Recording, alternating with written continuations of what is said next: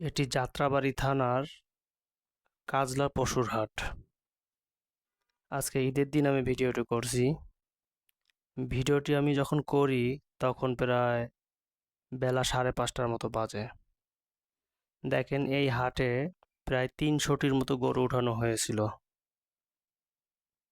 যার ভিতরে এখনো আমি গুনে দেখলাম 63টি গরু এখনো বিক্রি হয়নি। আমি লাল গেঞ্জি পরা ছিলাম যখন ভিডিওটা করেছি, যার কারণে কিছু গরু আমাকে গুঁতা মারতে চাচ্ছে।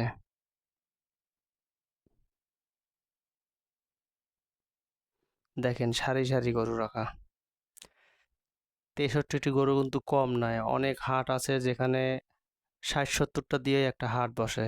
বাচ্চারা খেলা করছে গরুগুলোর সাথে, ওদের সাথেও কথা বললাম, ওরা বলল আঙ্কেল এই গরুগুলো বিক্রি হয়নি। একটু পরে আপনি একটা ব্যাপারীকে দেখবেন, ওই ব্যাপারীর সাথেও আমি কথা বলেছি। ব্যাপারী বলল আমি 80টার মতো গরু এনেছি, মাত্র 30টি বিক্রি করতে পারছি। তার মানে এখানে যতগুলো ব্যাপারী এসেছিল সব থেকে ওনার গরুগুলোই বিক্রি হয়নি বেশি। দুই একটা পশু এখানে মারাও গেছে, একটু পরে আমি দেখাবো।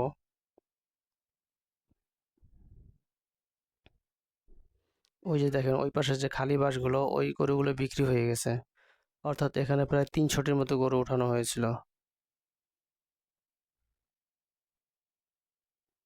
গরুগুলো বেশিরভাগই সব মাঝারি সাইজের গরু, ষাঁড় গরু, যেগুলো বিক্রি হয়নি। এই যে দেখেন এটা খালের এই পার থেকে আমি তুলতেছি, অর্থাৎ এই পাশে যে গরুগুলো সেগুলো বিক্রি হয়ে গেছে, ওই পাশের গরুগুলো এখনো বিক্রি হয়নি।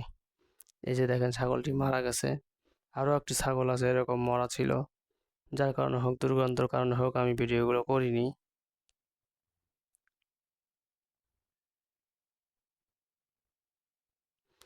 এই দেখেন এখনো কিছু ক্রেতা গরুর হাটের আশেপাশে ঘুরছে, ওদের সাথে কথা বলেছি। ওরা বলল আসলে এই হাটে গরুর দাম একটু তুলনামূলক বেশি ছিল। ব্যাপারীরা গরুর দাম অনেক চড়া চেয়েছে, যার কারণে ক্রেতারা ওনাদের কাছ থেকে গরুগুলো কিনে নেয়।